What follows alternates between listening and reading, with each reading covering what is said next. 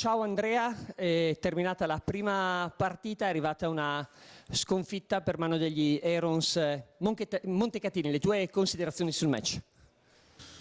Abbiamo perso di 21 in casa la prima di campionato. Potrei dire che abbiamo giocato contro quella che ha vinto la Supercoppa, potrei dire che hanno fatto 39 tiri liberi. La realtà è che, come ha detto Daniele, abbiamo fatto metà partita come forse non abbiamo fatto in precampionato, da Leoni, e poi gli altri 20 minuti da qualcos'altro. Quindi ci sarà solo da lavorare. Abbiamo tenuto testa comunque per 20 minuti a una squadra che dichiaratamente punta a vincere un campionato, quindi prendiamo di buono di quello che abbiamo fatto la prima di campionato e dimentichiamo il resto. Andrea, di sicuro non possiamo andare a cambiare quello che non possiamo cambiare, nel senso Aarons fortissimi, profondi, e non ci aspettavamo sicuramente un valore diverso da quello che hanno dimostrato stasera. Quello probabilmente sul quale andare a lavorare sono alcuni aspetti appunto di questa squadra in crescita. Coach Aniello diceva mi sarebbe piaciuto vedere un po' di tigna, un po' di... no? Ci aveva chiesto di essere un po' banditi, aveva chiesto, la parola era banditi.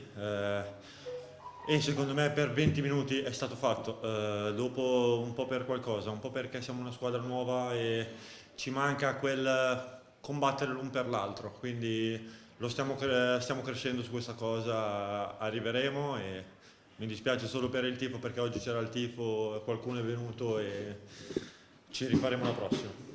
Io credo che fra 2 settimane, quando ritorneremo qui contro Vigevano, ritroveremo gli stessi, se non addirittura più persone, perché l'affetto nei vostri confronti sicuramente c'è. Dimmi una cosa sicuramente da cambiare già a partire dalla prossima trasferta a Piazza Armerina. Beh, l'atteggiamento, se riuscissimo a fare 20 invece di 20, 25 o 30 minuti sarebbe già un passo avanti, direi che già quello ci porterà sulla giusta strada. Grazie Tasso, ben ritrovato qui alla Prealpi San Biagio Arena e ci vediamo il 12 ottobre, però intanto in mezzo c'è trasferta di Piazza Armerina e trasferta di Omegna. In bocca al lupo, grazie.